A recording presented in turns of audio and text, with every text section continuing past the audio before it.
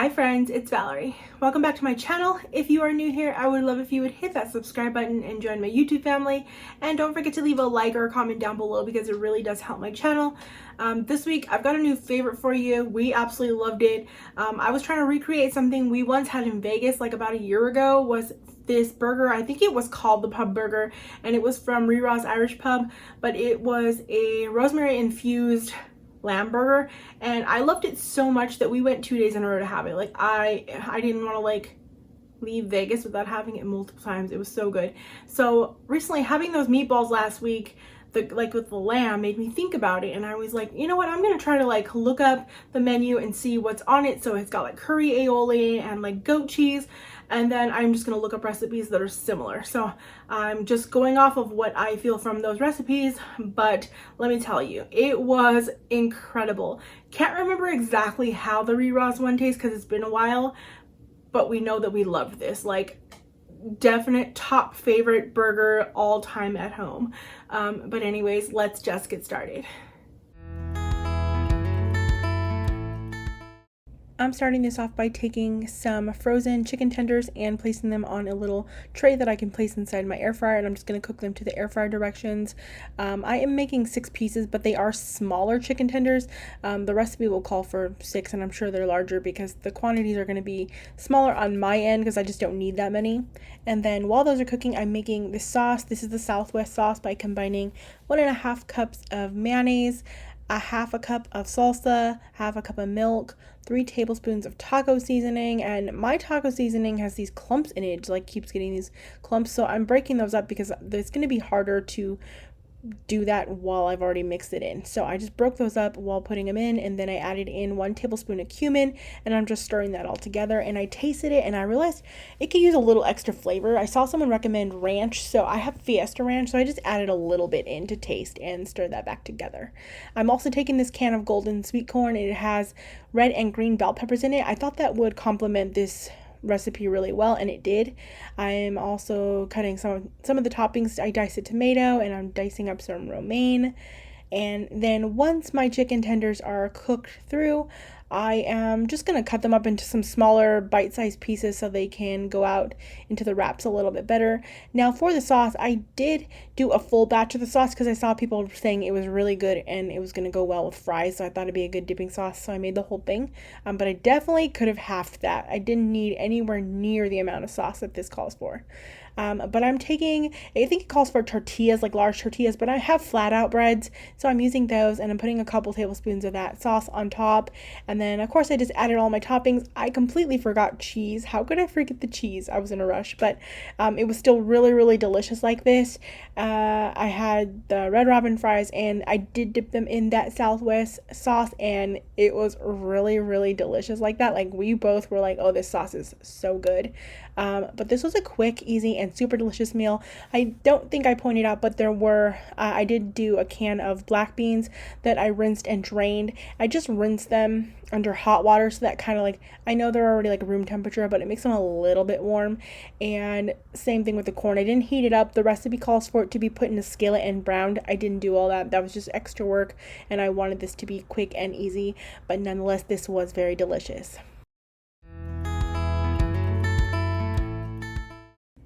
I am just taking some fettuccine noodles. I'm boiling them in some super salted water, and I'm just cooking them till they're my desired doneness. I'm also going to take some hamburger buns and make that into garlic bread. I spread some butter on that, and I'm using some of the McCormick garlic powder with parsley. Just pour that all over, and then I spread it out to combine the butter and that, and I bake it at 400 for about 6 minutes, or until it's as brown as you'd like it.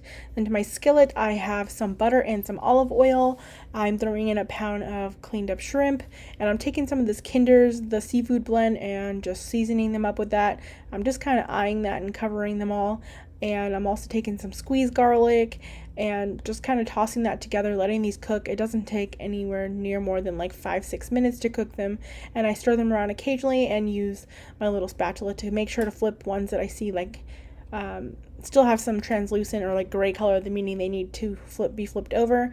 I'm just helping those out and flipping them over so they can cook through, adding more seasonings to your liking. I add some more of the blend the seafood blend as I go. I am also taking this just jarred Alfredo sauce. It's the Bertolli one, and I'm throwing that into my cooked up pasta. I did reserve some pasta water, and I put some heavy cream in the jar to remove the remaining sauce, and I'm just gonna toss them in this, and I will doctor them up. If you want to make sauce from scratch, I totally understand. It is amazing that way. I'm using a jar and I'm just doctoring it up with some Parmesan and Romano. That blend that I already had needed to use up, so I'm just adding that in by the handful, tasting it, adding black pepper because we really love that a lot, and that's it. I just served it that way with the shrimp. I made a side Caesar salad kit and had that garlic bread, and this was quick but really delicious. I love a good pasta bowl. It's like comfort food for me, and I do love seafood. You could, of course, definitely do this with chicken as well. I had this package of shredded beef ready to go in the refrigerator, and I thought I need to use it up. No better way than to just make a quick meal using or like making taquitos. So I just warmed up some corn tortillas in the microwave for like 30 seconds so they become pliable. I add the amount of meat I think I would like in the middle. I roll it up, just frying them up in some oil. Really simple. I just kind of watch it so they're browned to my liking. As you can see, I'll just kind of take a little peek sometimes at some of them, and I threw together some avocado, and I think I had a little bit of tomato and onion and some garlic, so I made like a little makeshift guacamole there. I warmed up a can of refried beans and added some cheese, and I air fried some corn and just added the cotija cheese, or like the mayo on top of the corn, like coating it in the mayo, then the cotija cheese, and then some squeezed butter. And this was really quick but really good. I do enjoy all things Mexican food related. Of course, it's not as amazing as making your own shredded beef, but it will definitely do in a quick pinch, and it tastes just fine. I'm starting off by taking a pound of ground lamb and adding that to a bowl.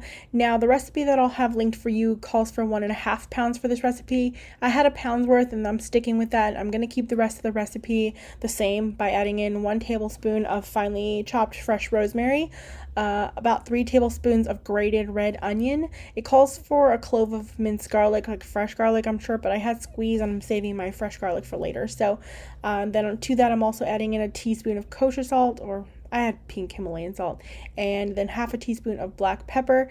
And I'm just taking my hands to combine all those ingredients, making sure that if I see like all the rosemary in one area or something like that, to kind of break it up and spread it out a little more evenly. And then I divided that into 4 like even rounds here, and I'm just kind of pressing that out into some patties. I'm making them a little bit flatter and larger because they will kind of like shrink up a bit, and that's fine. And then I set those aside. I'm going to work on my onions first because I'm going to use the Ninja Foodie Grill, and I can only do one of them at a time. So I am cutting some rounds of onion, just like red onion here. As you can see, I just put them on the grill, sprayed a little bit of oil.